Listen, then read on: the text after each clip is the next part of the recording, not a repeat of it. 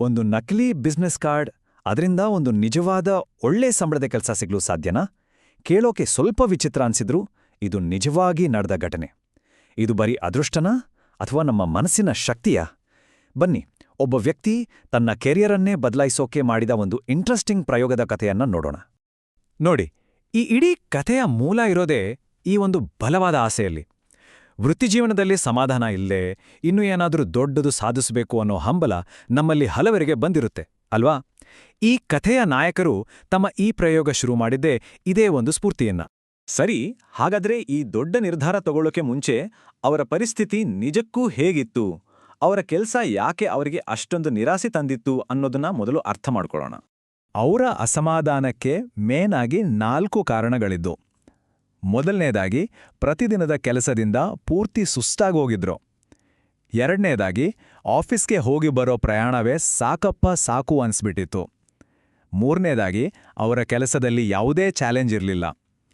ಇದೇ ಕಾರಣಗಳಿಂದ ತಮಗೆ ಇದಕ್ಕಿಂತ ಒಳ್ಳೇದ್ ಸಿಗ್ಲೇಬೇಕು ಅನ್ನೋ ಹಂಬಲ ದಿನೇ ಜಾಸ್ತಿ ಆಗ್ತಿತ್ತು.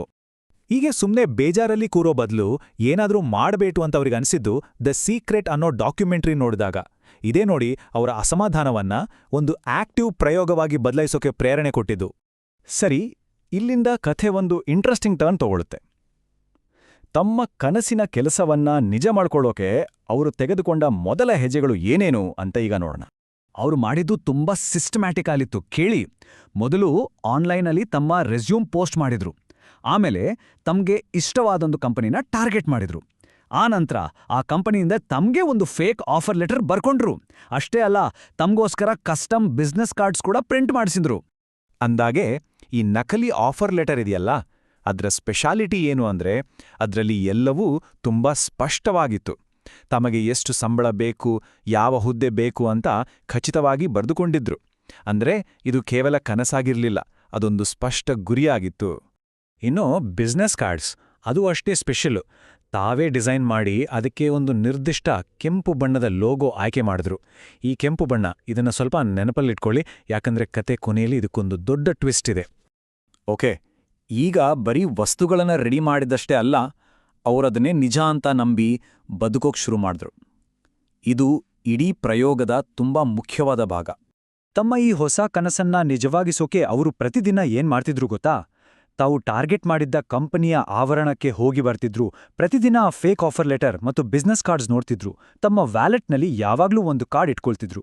ಅಷ್ಟೇ ಅಲ್ಲ, ಒಬ್ಬ ಸಹೋದ್ಯೋಗಿಗೆ ಆ ಕಾರ್ಡ್ ಕೊಟ್ಟು ತನಗೆ ಹೊಸ ಕೆಲಸ ಸಿಕ್ಕಿದೆ ಅಂತಾನೂ ಹೇಳಿದ್ರು. ನೋಡಿ, ಅವರೇ ಹೇಳೋ ಹಾಗೆ ಈ ಇಡೀ ಪ್ರಕ್ರಿಯೆಗೆ ಬೇಕಾಗಿದ್ದುದು ಬಲವಾದ ನಂಬಿಕೆ ಮತ್ತು ಭಾವನಾತ್ಮಕ ಬದ್ಧತೆ. ಆಫರ್ ಲೆಟರ್ ನೋಡ್ದಾಗಲ್ಲೆಲ್ಲ ಆ ಉತ್ಸಾಹವನ್ನು ಉಳಿಸ್ಕೊಳ್ಳೋದು ಅವರ ನಂಬಿಕೆಯ ಅಡಿಪಾಯವಾಗಿತ್ತು. ಸರಿ, ಇಷ್ಟೆಲ್ಲ ಆಯ್ತು. ಆದ್ರೆ ನಿಜವಾಗ್ಲೂ ಏನಾದರೂ ಫಲಿತಾಂಶ ಬಂತಾ? ಇಲ್ಲಿಂದ ನೋಡಿ ಕತೆ ಹೇಗೆ ತಿರು ತಗೊಳುತ್ತೆ ಅಂತ. ಆ್ಯಂಡ್ ರಿಸಲ್ಟ್ಸ್, ಅಬ್ಬಾ, ಅನ್ಕೊಂಡಿದ್ದಕ್ಕಿಂತ ಬೇಗ ಬಂತು. ಈ ಪ್ರಯೋಗ ಶುರುವಾಗಿ 1 ತಿಂಗಳಲ್ಲಿ ಅವರಿಗೆ ಇಂಟರ್ವ್ಯೂಗೆ ಕಾಲ್ ಬಂತು. ಅದಾದ ಕೇವಲ 2 ವಾರಗಳಲ್ಲಿ ಅವರ ಕೈಲಿ ಒಂದು ಅಧಿಕೃತ ಜಾಬ್ ಆಫರ್ ಇತ್ತು. ಹಾಗಾದ್ರೆ ಅವ್ರು ಅನ್ಕೊಂಡಿದ್ದಕ್ಕೂ ಅವ್ರಿಗೆ ಸಿಕ್ಕಿದ್ದಕ್ಕೂ ಏನ್ ವ್ಯತ್ಯಾಸ? ಬನ್ನಿ ನೋಡೋಣ. ಹುದ್ದೆ ಅನ್ಕೊಂಡಿದ್ದಕ್ಕಿಂತ ಒಳ್ಳೆದೇ ಸಿಕ್ತು. ಸಂಬಳ ಅವ್ರು ಎಷ್ಟನ್ಕೊಂಡಿದ್ರೋ ಅಷ್ಟೇ ಸಿಕ್ತು. ಪ್ರಯಾಣನೂ ಕಮ್ಮಿ ಆಯ್ತು.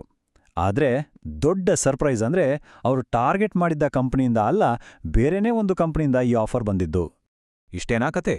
ಇಲ್ಲ, ಇನ್ನೂ ಒಂದು ಫೈನಲ್ ಮೈಂಡ್ ಬ್ಲೋಯಿಂಗ್ ಡೀಟೇಲ್ ಇದೆ. ತಮ್ಮ ಪ್ರಯತ್ನಕ್ಕೆ ಸಿಕ್ಕ ನಿಜವಾದ ದೃಢೀಕರಣ ಅಂತ ಅವರು ಭಾವಿಸಿದ ಆ ಕೊನೆಯ ಅಂಶ ಯಾವ್ದು ಗೊತ್ತಾ? ನೆನ್ಪಿದೆಯಾ? ನಾನಾಗ್ಲೇ ಹೇಳಿದ್ದೆ, ಆ ಕೆಂಪು ಬಣ್ಣದ ಲೋಗೋ ನೆನ್ಪಿಟ್ಕೊಳ್ಳಿ ಅಂತ. ನೋಡಿ ಇಲ್ಲಿ ಏನಾಯ್ತು. ಅವರು ಡಿಸೈನ್ ಮಾಡಿದ್ದ ಫೇಕ್ ಬಿಸ್ನೆಸ್ ಕಾರ್ಡಲ್ಲಿ ಕೆಂಪು ಲೋಗೋ ಇತ್ತು. ಅವ್ರಿಗೆ ಕೆಲ್ಸ ಕೊಟ್ಟ ಹೊಸ ಕಂಪನಿಯ ಲೋಗೋ ಕೂಡ ಕೆಂಪು ಬಣ್ಣದ್ದೇ ಆಗಿತ್ತು.